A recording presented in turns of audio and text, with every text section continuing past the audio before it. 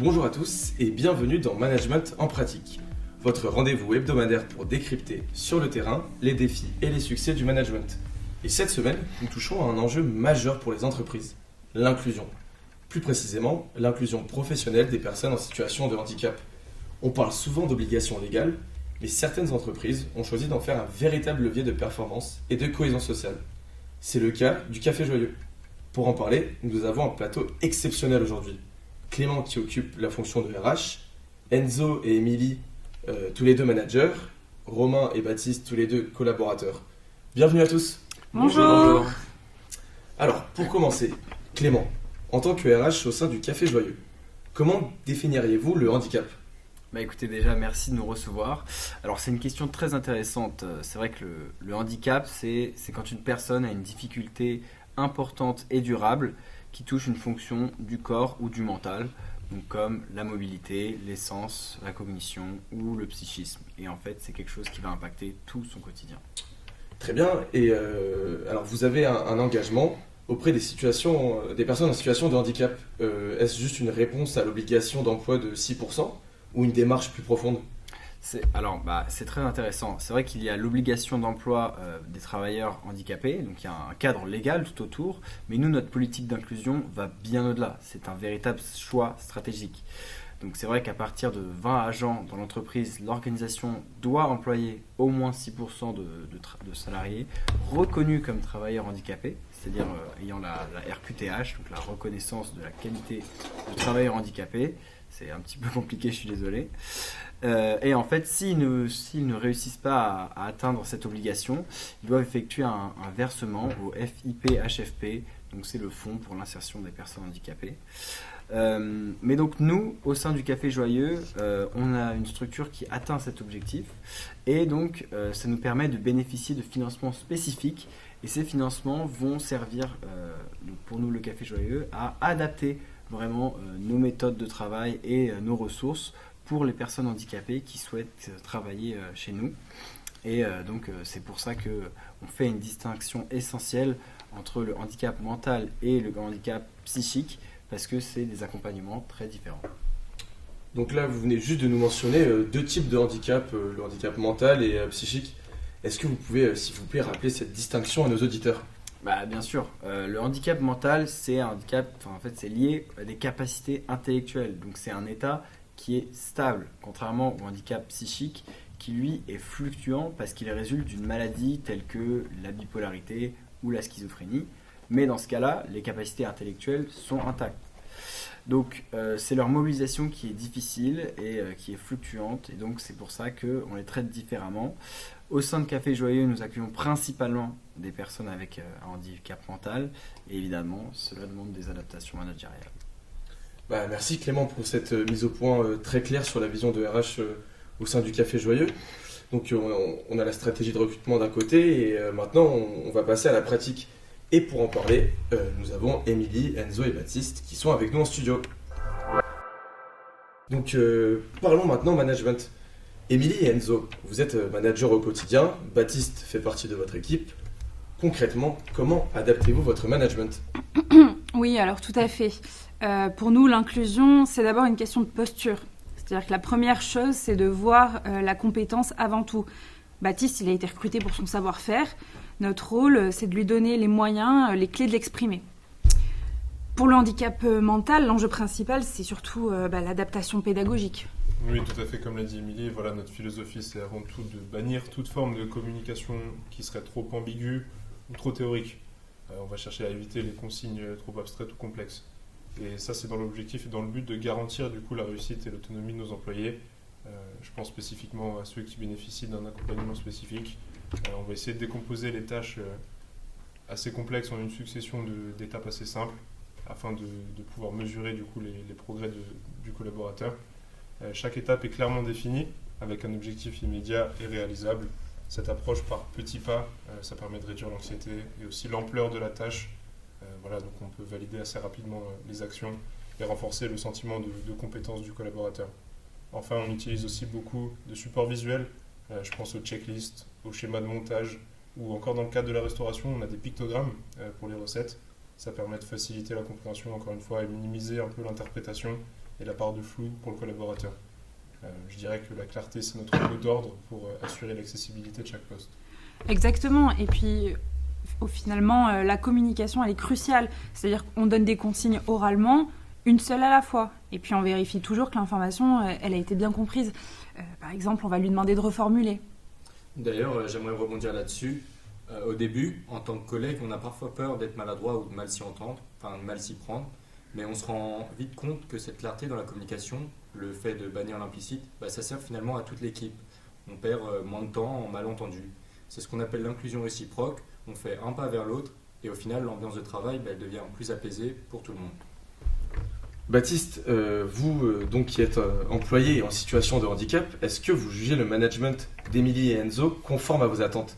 Sont-ils soucieux de votre condition au sein de l'entreprise? Écoutez, moi dès mon arrivée au Café Joyeux, j'ai été chaleureusement accueilli par l'équipe.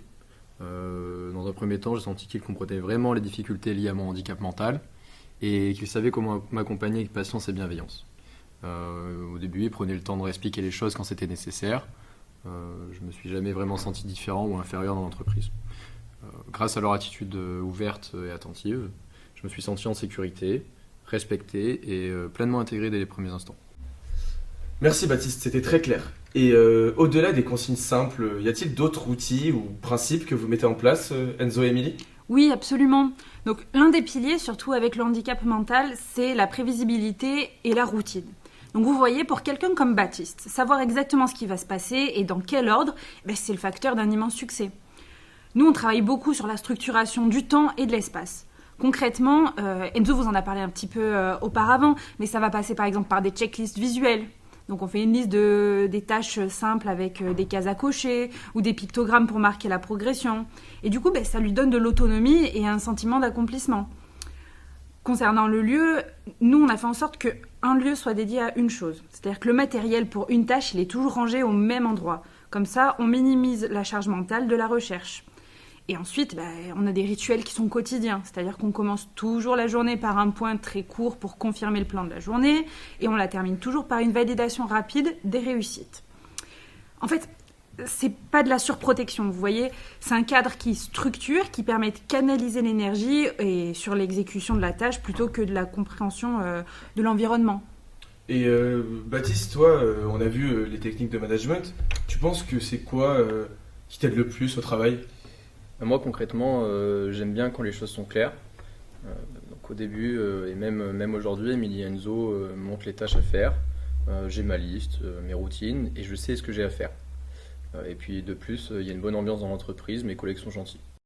Écoutez, c'est une transition parfaite. Enzo, on sait que l'un des pièges, c'est la surprotection. Comment gérez-vous cet équilibre? Alors comme l'a dit un peu plus tôt Émilie, voilà, le piège à éviter absolument, c'est celui du cocooning, la surprotection. Voilà, un management qui va isoler ou diminuer les exigences du collaborateur, c'est totalement contre-productif.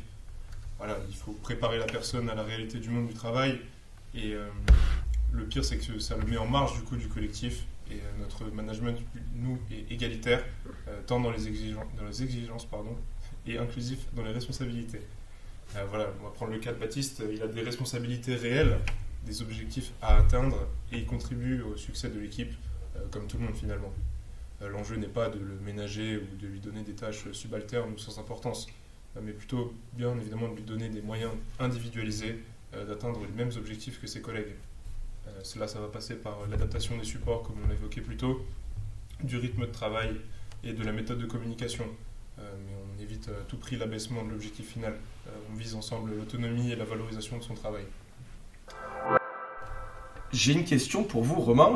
Vous qui êtes considéré comme un employé valide, comment se passe l'intégration d'un collègue comme Baptiste? Eh bien, franchement, ça se passe très bien. Mais c'est parce que l'intégration est un vrai projet d'équipe. Ça a été préparé en amont. Le succès dépend de l'accueil des collègues. On a été sensibilisés et on a même pu poser toutes nos questions. Pour compléter, j'ai moi-même joué le rôle de tuteur informel pour Baptiste. Je pense que c'est important d'avoir un père référent dans l'équipe, quelqu'un vers qui il peut se tourner pour des questions qui ne concernent pas forcément le travail, comme la pause café ou le déjeuner. Ça permet de créer du lien social et de rassurer sur les codes de l'entreprise sans forcément passer par la hiérarchie. Et c'est aussi ce qui évite l'isolement. Et vous qui êtes proche de Baptiste, on parle souvent des stéréotypes, Par exemple, les personnes handicapées sont moins productives ou souvent absentes. Vous en pensez quoi? Eh bien, c'est totalement faux. Baptiste est l'un des plus méticuleux que je connaisse et les études le confirment. 93% des employeurs sont satisfaits de leurs salariés handicapés, les jugeant aussi compétents. Et pour l'absentéisme, aucune donnée ne le prouve. En fait, sa présence renforce notre cohésion, on communique mieux et on est plus à l'écoute. Et je dirais même plus, travailler avec Baptiste nous donne une certaine fierté collective. On sort en fait de la simple logique de rentabilité pour remettre l'humain au centre. Et contrairement aux idées reçues, cette diversité, c'est un vrai moteur. Ça nous oblige à être plus créatifs et plus agiles dans notre façon de collaborer au quotidien. Clément, revenons vers vous.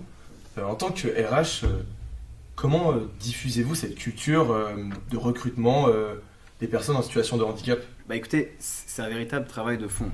C'est vrai que nous disposons d'un référent handicap, donc c'est une fonction qui est obligatoire pour toutes les entreprises qui ont plus de 250 salariés.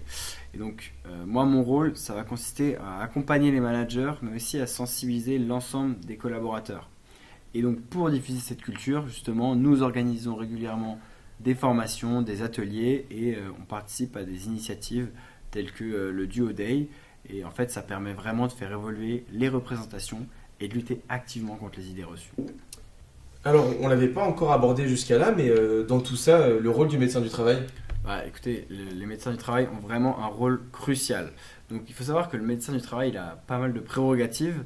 Il peut imposer à l'employeur d'adapter un poste lorsqu'il constate qu'un salarié n'est plus vraiment en mesure d'exercer l'intégralité de ses fonctions ou qu'il a besoin d'un aménagement spécifique. Donc ça peut être à la demande de l'employeur, il peut procéder à une évaluation d'aptitude de l'agent. Mais en fait, cette évaluation, elle peut être bénéfique ou alors elle peut être négative parce que dans certains cas, ça peut conduire à une déclaration d'inaptitude.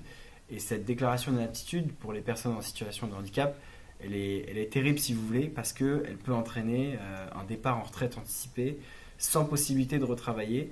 Et donc ensuite, avec ce statut d'inaptitude, impossible de retrouver un travail et donc impossible d'avoir une retraite à taux plein. Donc si je devais dire, c'est un rôle extrêmement important. Mais qui peut avoir un gros impact sur la vie des personnes en situation de handicap.